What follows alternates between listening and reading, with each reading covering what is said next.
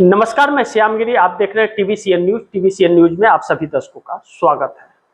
नीतीश कुमार और चंद्रबाबू नायडू बेचारे बड़ी चक्कर में पड़ गए। समझ ही नहीं आ रहा है लोग क्या करे ना करे। मोदी धोखा दे दिए। अब नीतीश नायडू मिलकर प्रधानमंत्री मोदी को, पीएम मोदी को अब सबक सिखाएंगे आने वाले दिनों में। 440 का झटका पीएम को लगेगा आने वाले दिनों में। इस बात से इनकार नहीं कर सकते, क्योंकि कहते हैं जब बुरा वक्त आता है तो ऊंट पे बैठे व्यक्ति को भी कुत्ता काट लेता है। नीतीश नायडू जो इस सरकार, मोदी सरकार के अहम बैसाखी थे, उन्हें पूरी तरह से ध्वस्त करने के लिए और उनके ऊपर कब्जा करने के लिए इस सरकार ने बहुत षड्यंत्र किए। अगर नीतीश नायडू ना होते तो नरेंद्र मोदी प्रधानमंत्री ना होते, लेकिन नरेंद्र मोदी, छल का नाम नरेंद्र मोदी है, धोखा देने का नाम नरेंद्र मोदी है। अब ऐसे में नीतीश कुमार को जिस चालाकी से सीएम की कुर्सी से हटाया गया, नीतीश कुमार को 6 महीने भी नहीं बीते, पूरे 6 महीने हुए। 2025 में नारा लगा 25 से 30 फिर से नीतीश, और 6 महीने में भाजपा ने कर दिया नीतीश को फिनिश, कुर्सी से हटा दिया। मैंने अपने प्रोग्राम में यह दावे के साथ कहा था कि बंगाल चुनाव से पहले नीतीश कुमार को सीएम की कुर्सी से हटा देंगे, और हटा दिए गए। आप दर्शकों ने सुना होगा। लेकिन वह नीतीश कुमार अचानक अपने अस्तित्व की लड़ाई लड़ने लगेंगे और एक चुनौती बन जाएंगे भाजपा के लिए, यह किसी ने नहीं सोचा था।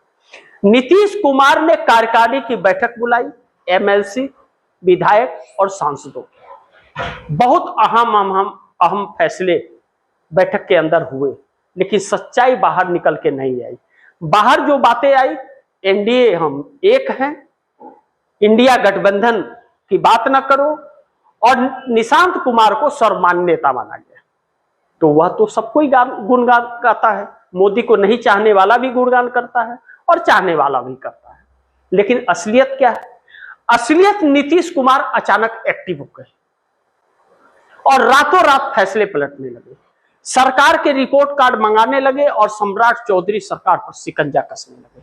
हर प्रोजेक्ट को हैंडल कर रहे हैं, देख रहे हैं, सर्वे कर रहे हैं, उसकी समीक्षा कर रहे हैं, बैठक कर रहे हैं। और अब सम्राट चौधरी की कुर्सी की विदाई का वक्त आ गया। नीतीश कुमार एक बार फिर बिहार की राजनीति में एक्टिव हो गए हैं, जो भारतीय जनता पार्टी के लिए होश उड़ाने वाला है। अगर नीतीश कुमार ने ठान लिया तो भारतीय जनता पार्टी का सपना टूट जाएगा और बिहार से सीएम नहीं बना पाएगी भारतीय जनता पार्टी। सम्राट चौधरी के कार्यकाल में लगातार अपराध बढ़ रहा है और इसका कोई भी जवाब मिल नहीं रहा है। सम्राट चौधरी के नरेंद्र मोदी के नजरों में हैं। कभी भी सम्राट चौधरी को हटा करके किसी आरएसएस के व्यक्ति को बिहार में बैठाकर बिहार को आरएसएस का प्रयोगशाला बनाया जा सकता है। नीतीश कुमार की पार्टी पर भी शिकंजा कसने की कोशिश है और उनकी पार्टी को तोड़ने की कोशिश है। नीतीश कुमार इस बात को समझ रहे या नहीं समझ रहे, यह वक्त बताएगा। लेकिन नीतीश कुछ बड़ा फैसला करने वाले हैं, इस बात से इनकार नहीं कर सकते। दूसरी तरफ चंद्रबाबू नायडू भी इस सरकार की गंदी नीयत को समझ गए हैं कि इस सरकार के ऐसा हालत है कि मुंह में राम बगल में छुरी, राम मंदिर में चोरी और सहयोगी दलों के सांसदों को तोड़ा तोड़ी, यह छल है। और सब चंद्रबाबू नायडू के सांसदों पर भी शिकंजा कसा जा रहा है। अमित शाह ने तो यहां तक कहा हमारे साथ चुपचाप पड़े रहिए वरना हमारा मुकाबला करने को तैयार रहिए, यानी कि धमकी भरे स्वर में। चंद्रबाबू नायडू समझ गए अब तो कुछ गड़बड़ होने वाला है। चंद्रबाबू नायडू भी मौसम वैज्ञानिक कहे जाते हैं, लेकिन पता नहीं कौन से मौसम वैज्ञानिक है। बेइज्जत होते रहते हैं और इज्जत से परे रहते हैं। लेकिन अब शायद चंद्रबाबू नायडू कुछ एक्टिविटी अपनी दिखा रहे हैं। कर्नाटक के सीएम और भारतीय कांग्रेस के प्रदेश अध्यक्ष डीके शिव कुमार से जाके मुलाकात की। तेलंगाना के सीएम रेवंत रेड्डी से मुलाकात की, जो कांग्रेस के सीएम। लगातार मुलाकातें बढ़ रही हैं। कहीं ऐसा तो नहीं कि मोदी का साथ छोड़ने वाले हैं?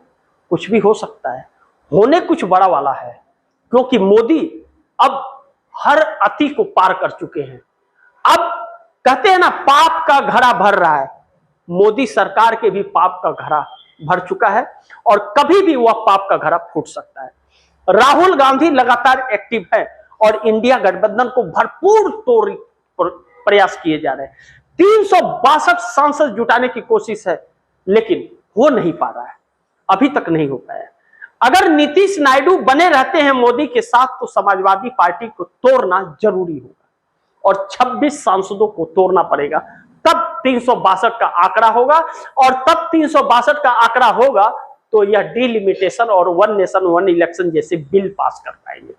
और वह नहीं हुआ तो नरेंद्र मोदी प्रधानमंत्री नहीं रहेंगे, क्योंकि चुनाव हार जाएंगे, क्योंकि वह जानते हैं। ऐसे में सभी संस्थाओं को एक्टिव कर दिया गया है। चुनाव आयोग ने 500 करोड़ रुपया मोदी सरकार से मांगा है। 500 करोड़ लेकर के क्या करेगी वह तो वही जाने, कौन सी व्यवस्था करेगी। शायद हो सकता है अभी तक चोरी डकैती हो रही थी, अब डाका डाकी होगी, अब कुछ और व्यवस्था होगा, नए तरीके अपनाए जाएंगे वोट चोरी के। लेकिन विपक्ष नहीं समझ पाया, लेकिन कांग्रेस समझ गई, राहुल गांधी समझ गए। 2014 से एक एक बात कही राहुल गांधी की बातें सच हुई है और नरेंद्र मोदी वहां पर हर जगह मात खाए हैं। अब भी राहुल गांधी कहते हैं कि चुनाव कोई नहीं जीत सकता, क्योंकि व्यवस्थाएं कंप्रोमाइज हो चुकी हैं। इसलिए सड़क पर खुद भी आना पड़ेगा और देश को भी सड़क पर लाना पड़ेगा। जब देश का प्रेशर होगा तभी फ्री एंड फेयर इलेक्शन होगा, और जब फ्री एंड फेयर इलेक्शन होगा तो मोदी की नींद इसीलिए उड़ी है कि झोला मोदी का उठ जाएगा। अब मोदी सरकार के लिए संकट। एक तरफ मोदी ने आरएसएस को फंसा दिया, कर्नाटक सरकार की तरफ से नोटिस है, और दूसरी तरफ जनता सड़क पर। जिस युवाओं के वोट से मोदी सत्ता में आए थे, वही युवा मोदी के खिलाफ हैं और राहुल गांधी के साथ हैं। ऐसे में मोदी सरकार को कुछ समझ नहीं आ रहा है, क्या करे और क्या ना करे। लेकिन आने वाला वक्त चुनौतीपूर्ण है मोदी के लिए, इस बात से इंकार नहीं कर सकते। अपने भी साथ छोड़ जाएंगे। भाजपा में मोदी के खिलाफ बगावत है और आरएसएस मोदी और शाह को हटाना चाहता है। कौन अपने मकसद में कामयाब होगा, आने वाला वक्त बताएगा और देखना दिलचस्प होगा। बाकी आप दर्शक क्या सोचते हैं? आप दर्शकों की क्या राय है, क्या सुझाव है, कमेंट बॉक्स में जरूर दीजिएगा। इस खबर को ज्यादा से ज्यादा शेयर कीजिए, अपने दोस्तों को भी कहिए आगे शेयर करें। और आपने टीवीसीएन न्यूज को सब्सक्राइब नहीं किया, सब्सक्राइब कर लीजिए। अपने दोस्तों को भी कहिएगा टीवीसीएन न्यूज को सब्सक्राइब करें। मिलते हैं अगली खबर के साथ, तब तक के लिए नमस्कार।